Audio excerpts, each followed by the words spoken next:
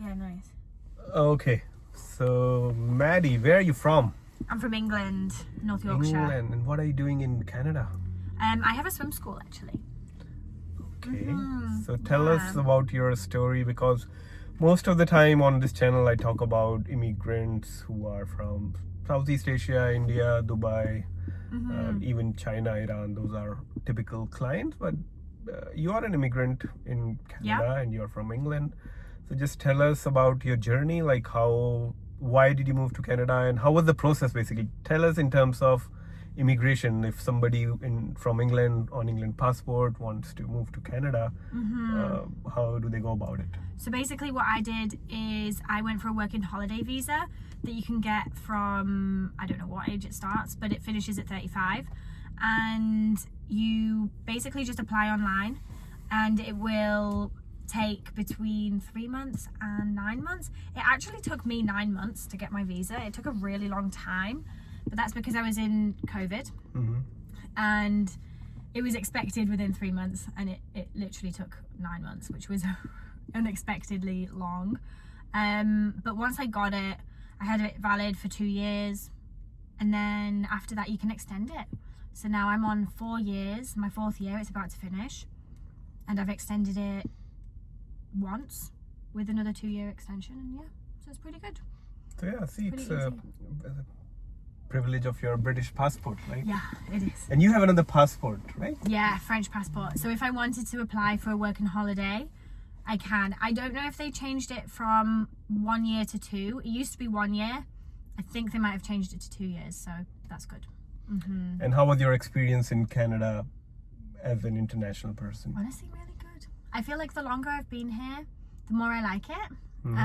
So, for example, at the start, I remember thinking it was so expensive, it's so unaffordable, I couldn't do it. And then now I've been here longer. I don't know if that's partly because the economy is changing and I now have my own business and it's a little more settled for me. But I found it's gotten way more affordable the past year, for example, comparing it to my British friends and family members that are comparing it. Okay, so when you came to Canada from UK, did you have to like save a lot of money, or how did you budget it? I came here with no money. Really? I did. Okay. It was not recommended. I don't recommend it. Basically, before I left the UK in September 2021 with £10,000 saved up. But then I went traveling, and I was expected to only go traveling for 3 months because that's when I wanted to get my visa for Canada and do a ski season, but it never came. So then I traveled for 9 months on that same budget and spent, I think I came with probably £1,000, which put me in a lot of debt. I had to like pay a lot of debt back when I first started. I definitely don't recommend coming here with no money. But I made it. It took me about 6 months to. Did you have to do some jobs before you started your business? How did you go about it? So I got a job as a office administrator in a mental health clinic. That I got within about 2 weeks of living here, which was good. But for me, coming from the UK where it's 4 weeks vacation pay, I was used to 4 weeks minimum. I moved over here and it was 2 weeks, and after 9 months of traveling I was like, I'm not doing 2 weeks vacation. So then I started to do swimming lessons on the side, because also I realized how expensive it was to live, and also I had no money. So it was that, and then I found the swimming lessons way more lucrative because I was getting 100%. And then after 6 weeks I actually quit my job at the receptionist job. So how were you able to start a business as an international person, because you're not a permanent resident or a Canadian citizen? So what was your research like? Did you have to set up a company, hire an accountant? How did you do it? So I googled how to set up a business. You can set up a business, like you can apply as an incorporation or a sole prop without the permanent residency. I don't think they even checked my working holiday visa. Like, I don't think that has been checked. It's fine though. As an international person, I can own a business, completely fine, legal, that's fine. But I registered it as a sole proprietorship for the first year or so, and then only when I started bringing on subcontractor instructors did I see that, okay, the risk might be a bit higher now, so I'm gonna incorporate. And then did that, and I'm planning on leaving soon. And I looked into the legalities of owning a business when you're not on a work visa, and that's completely, they're okay with that. It just changes the taxes So that's slightly. the thing I want to tell people, that if you want to start a business, you really don't have to, there is no limit. Like, you can start a business like Maddie, like, you just started, from boots on the ground. You didn't have to invest like 10,000, 20 or 100. No. However, if you want to immigrate legally, like on the basis of business, then yes, you have to show net worth of $600,000 and start a business with at least 200 investment. That is if you want to get a permanent residency here through your business pathway. But again, if you want to start a business, you don't really need anything. Like, you can start, if you have a good idea, you can just start with zero, as Maddie did it. And that's actually a great inspiration for people and young people, that you did it and you did it successfully. Yeah, with like really no money, like just the skills I had from the UK, and then I just learned as I went, and it's been really good. And now you are expanding it to other countries. Tell us about that process. Yeah, so now I have partnered up with somebody in the US, and our aim is that he's going to do the digital marketing. He's going to aim to grow the marketing bit, because at the moment we're all word of mouth. We don't really do much paid ads, nothing. So he's going to work on that, and then once we've expanded to other cities in Canada, for example Toronto and Calgary, we already have a couple clients in Toronto and Calgary already, but really go into those markets. Once we've got that, then we're going to move it down to the US. Yeah. So how has this journey changed you as a person? Have you been here for 3 years? 4 years. So from 2022 to 2026, how has been the journey? Was it worth it? So worth it. And it's way harder to leave. It's so difficult to leave.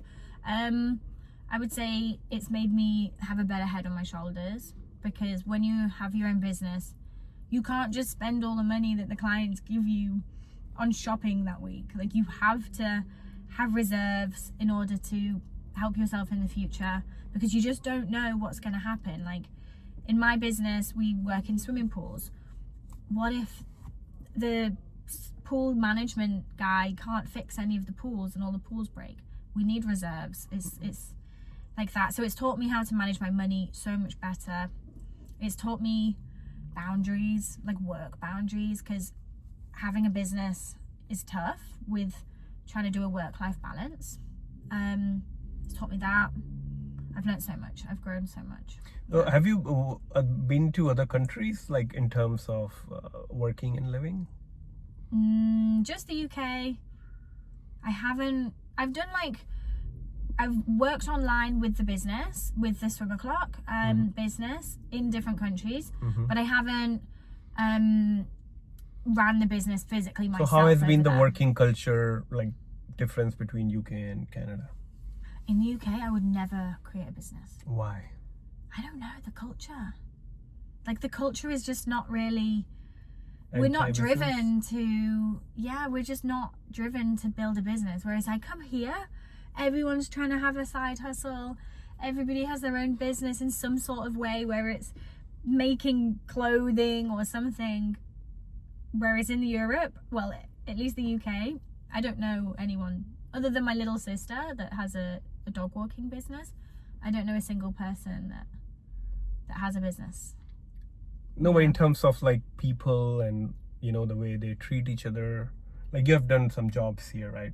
Here as well, and you have met people from everywhere. Yeah.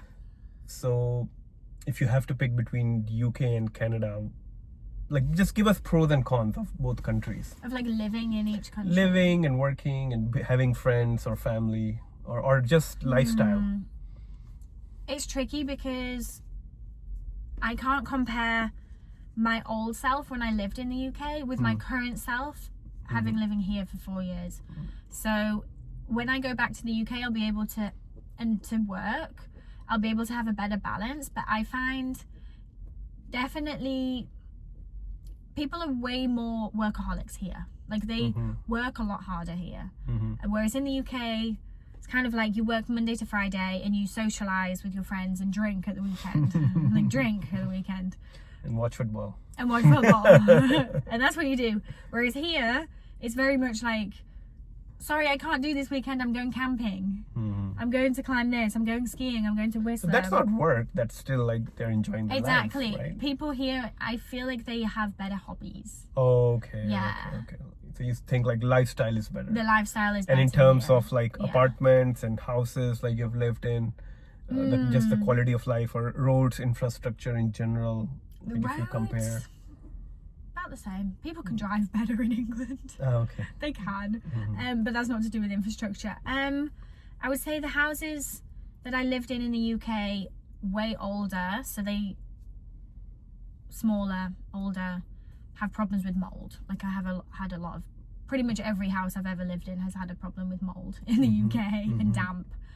Whereas here, the buildings, more new, in general, the houses are way bigger. I live in the city centre, so I don't have a big apartment. But in general, the places are bigger here. There's way more access to green space. And the weather? The weather's pretty comparable, I would say. Yeah. Like Vancouver and England? In England, yeah, pretty comparable. I would say from... Obviously here, if you go into the mountains, you can reach snow in the winter. Whereas in the UK, it's literally just like in the city centre everywhere. Yeah. So it's tricky. I actually had one of my best friends move from Vancouver to London. I'm not from London, but she moved to London. And she hates the weather there. Hates it. She says it's so grey. But it's exactly like it is here. During winters, right? Yeah, in the winter, it's just so grey. And she hates it. But it's the same as the winters here in Vancouver.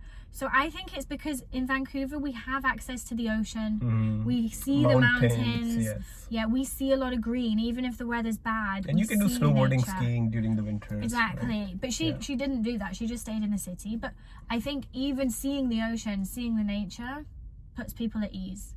Whereas at least in London, it's hard to find some...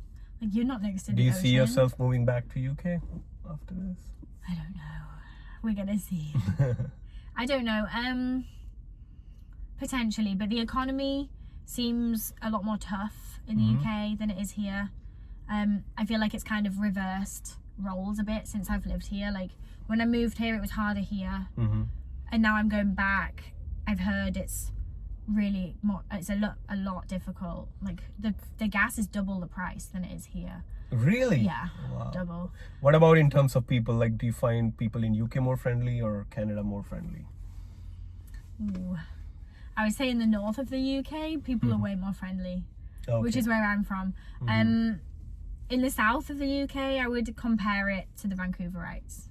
So it depends. I don't find people overly friendly here, but comparable to the south of the UK. And I think it's same in Canada as well. Like if you go to more interior, like Vancouver, everybody's from everywhere, and like you really don't have like it's like a melting pot, right? Like there are a lot of Indians, a lot of Asians, a lot of internationals like you, right, on work travel visa, and then even Canadians from all over Canada come here. Yeah. Right, but if you go to interior like Kamloops, Kelowna, where I lived, I think people are way more friendlier over there. Yeah, and on the East Coast as well, like visiting Toronto, people are so much more friendly than they are over here. Over here, they're like... So if, okay, let's wrap this video up.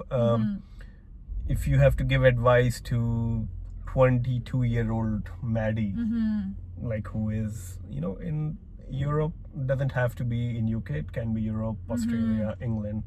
What would be your advice?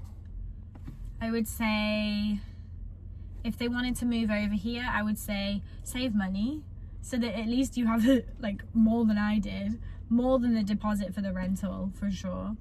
I would advise myself, my younger self, I love the outdoors, and I didn't have a car for 2 years living here, and I really sacrificed that. I would say straight away get a car, because then you're just going to have a way better experience. So definitely save before you come here, so that when you arrive you can maximize your experience. And just get yourself out there, because it's hard, because it is an immigrant city, so people are changing. Like I've had multiple different friendship groups because people are leaving. So I would say just get yourself out there, constantly socialize and find your people. And it's worth it. And it's worth it. It is. And it makes it really difficult to leave. Connecting with so many people. Yeah. Well, you speak French, and if you want to move to Canada permanently, I think you still have a shot. I can do it. I can do it. But not for the viewers who are watching this video. You don't have a chance. Learn French. Okay, thank you, Maddie. Welcome. Maybe we can do some online videos about your next adventure and other for sure. countries you've been to. Yeah, that'd be good. Bye.